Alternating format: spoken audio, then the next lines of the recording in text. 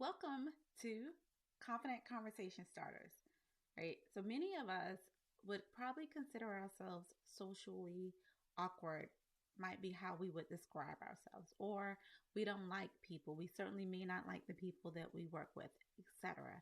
However, we have to talk to people. We want to engage with people. One, because as humans, if we unpack all the reasons why we think we're socially awkward or why we don't like to talk to people, at the core of it would be that someone did something to us that caused us to put up defenses because it's human nature to want to engage with each other, to want to be a part of a community or a group. So, with that, while I am not a fan of just networking randomly and in general, I am a big advocate for talking to people. The amount of information you can uncover that can help you create better solutions, make connections, and things of that just from having casual conversations is underrated, right? And so, in this lesson, I just want to give you a few ways that you can start or a few topics that you can use to have conversations with people so that it doesn't feel like a major to do. All right, so here we go. Conversation starters. The purpose of communication is really to connect, right? I know we all do a lot of talking, especially in professional circumstances, right? A lot of meeting, even in service-based work, right? A lot of talking to clients, to patients, etc., right? But the purpose of that is to communicate and to connect. Whenever we make a connection with a person, our um, I don't want to use the word value, but that's the word that comes to mind. But our perceived value in their mind comes up, right? And the way that humans operate, that is important. No one's going to do something for you just because. There has to be a connection there, a reason even for why they would be compelled to do X, Y, or Z. And if we don't talk to anyone, they don't know anything about you. And if I don't know anything about you, unless I'm having a I want to pay it forward kind of day, why would I do the thing for you? And when we look at that from an overall career perspective, in order to get what you want in your career, all paths are through people. In this life, all paths lead through people.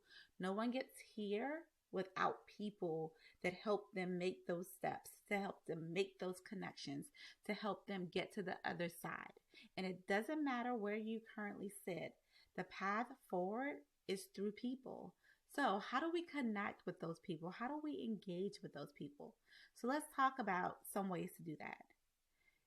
In the morning, one of the things that I like to do when I was in the office was just go grab a cup of coffee or a cup of tea, especially at peak time. Now, you might have to stand in line, but that presents an opportunity for you to compliment someone, if you will, for you to ask them about their weekend. I love to see what especially women have on first thing in the morning and be like, oh, I love your shoes, or where did you get that jacket from? Right? Like general conversation, a way to engage, a way to introduce yourself without it feeling formal, awkward, etc. And you'll know if that person is for you because it'll be an automatic kind of dynamic conversation. If you're not picking up a vibe, if they're not picking up a vibe, so be it. You saw something, you liked it, you told the person, maybe they're not in a good mood, no worries, right? That is not a reflection of you. Another way to start conversations. So, if you're into sports, like somewhat, like I'm into sports, but I don't really have time to like follow all day every day. So we'll use football as an example. I understand the rules of football. So what I might do is watch ESPN highlights, right? Like they play over and over again. Or Sports Center or whatever you have accessible in your region from a cable perspective, or even the evening news.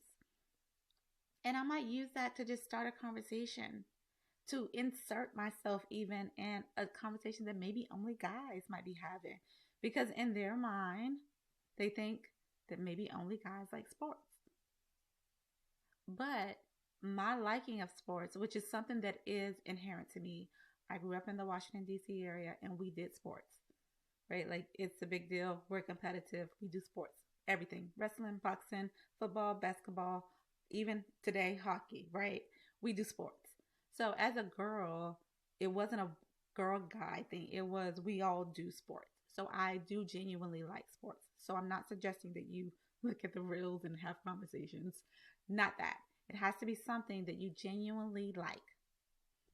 Okay? So I want you to pick topics that you can talk about. Here in the South, where you went to school is a big deal. So if you know someone shares the same alma mater, you can use that to talk. Another thing you can do, especially if it's going to meetings and especially if it's someone that is of a higher level or higher ranking, you can ask questions. Ask questions about their background, right? Show interest in them. And by doing that, they will just start to talk. And as they talk, it will bring forth new questions, right? And as you have conversations, the more your connection, the more you can find connection points. The greater the connection points, the greater the value of the conversation and the future leverage you have for that conversation and that connection, right? And so that's why starting conversations are important, right? These people that you meet throughout your day, them knowing you increases your chances of getting your voice heard. People are much more likely, and it's just again human nature, it's not personal to any one of us, to listen to you and to do something for you if they already know you. And then at the next level, once they already know you, you have to be consistent about having those conversations with them in order to be able to leverage the relationship or for someone to be willing to put their name on the line to vouch for you or to recommend you, right? So I want you to start practicing having conversations, right? Have conversations with people, see how it go, even if you're socially awkward. At least that's the thought you're telling yourself. Other socially awkward people connect too, right? So if I'm socially awkward and you're socially awkward, and I think that that makes a connection or that is likely to make us a connection because we have a shared something together. Okay, I'll see you in the next lesson.